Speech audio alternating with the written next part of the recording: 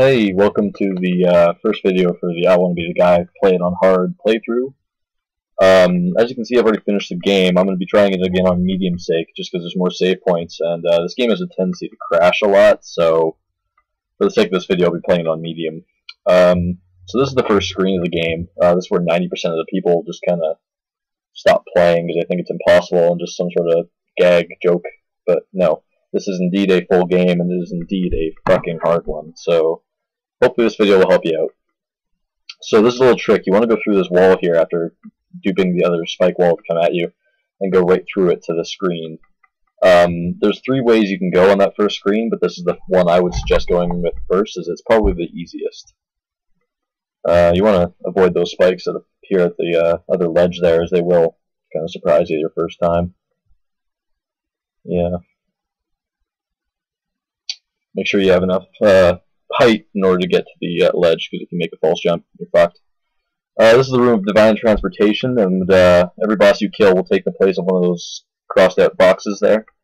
It's kind of like the mecca for the game.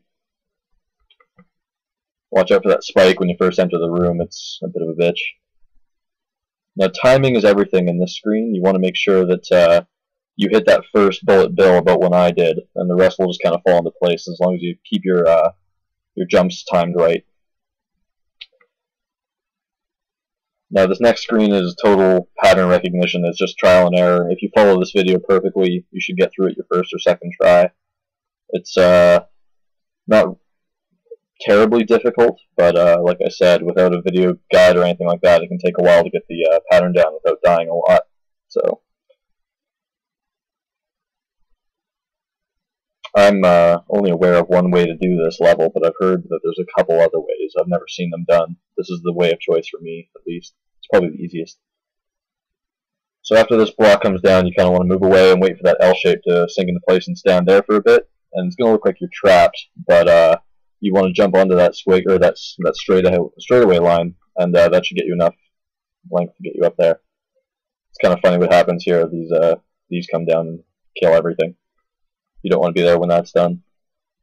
So this is the Kirby's Dream Land section, and this is no picnic either.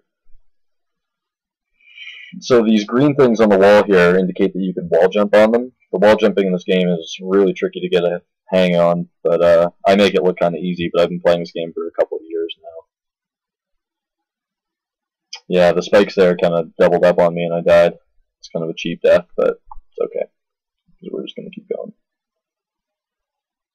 Now this thing is going to launch apples at you. I jumped into that one. And just like every other apple in the game, those things will murder you. So, you know, avoid that. Now you have to stay ahead of the spiked wall. If you fall behind it or just kind of go in front of it without taking the higher path, it's a guaranteed death. So don't think you're smarter than it, because you're not. Just outrun it.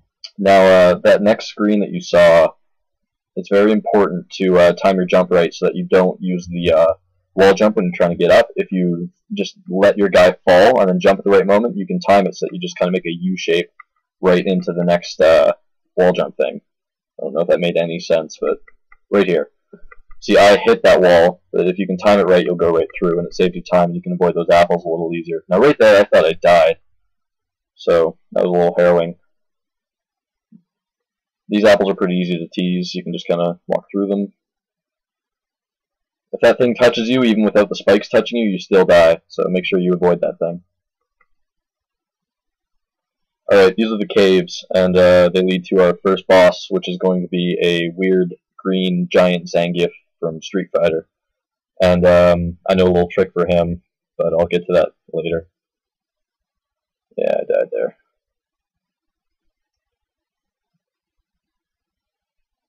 So the trick for this is just to get the angle just right. You want to be pretty far down on the moss there, so that those three spikes on the left don't hit you. You want to get it just right, because your jump is going to be higher than you think, and you'll probably hit your head on the ceiling there, and like I just did, and it'll kill you. So you kind of want to judge your jump a little lower than you might think.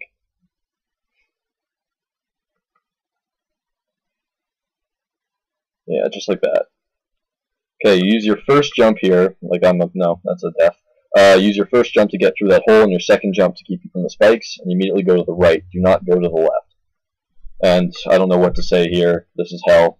You just kind of have to soldier on through it. It's pretty tough. But took me like 50 tries my first time going through this game.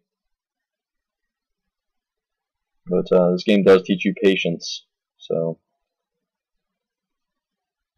and here's the save point, and that's where going to be the end of the video. I don't really want to spoil what's coming up next. I kind of already did, but that's okay.